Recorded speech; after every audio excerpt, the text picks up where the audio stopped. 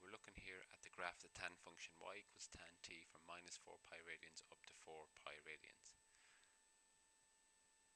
As we move our slider here, which is basically in radians, we start to plot the value of tan at those points. So if I wanted to check on my calculator, the tan of 1.25601, making sure it's in radians, will be 3.07112. So we're plotting, this is the x value, this is the y value, and we're plotting those points as we go through, similar to the sine and cosine graphs. So as we keep moving there, we'll see that in our unit circle here in the center, we'll see that there's a small little right angle triangle created. The right angle triangle there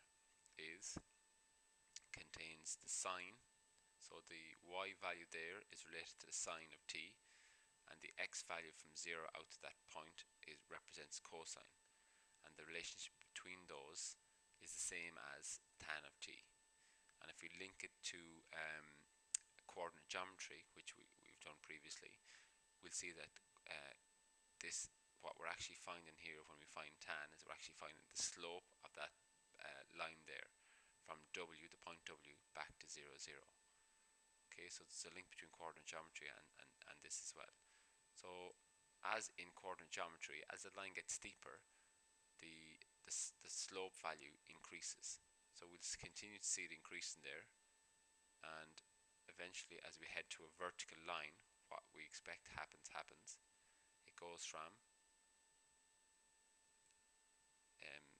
the slope of a vertical line is undefined. There's no slope for a vertical line.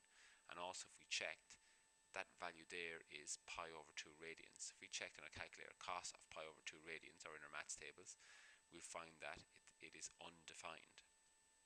And on your calculators it will come up as a math error. So there's actually no value at 90 degrees, or pi over 2 radians, and similarly at 270 degrees, or 3 pi over 2 radians, because it's a vertical line, so the slope doesn't exist. In terms of coordinate geometry, in terms of trigonometry, the cosine of those two values, and also all of the other ones linked to those values, is 0. So you're going to have an undefined, and that's denoted here by our asymptotes.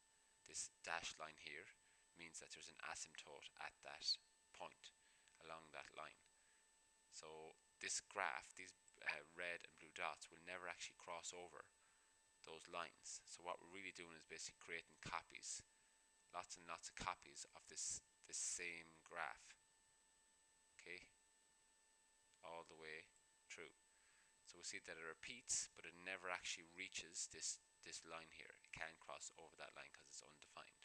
So the period, it repeats itself every pi radians, and the range is minus infinity to plus infinity.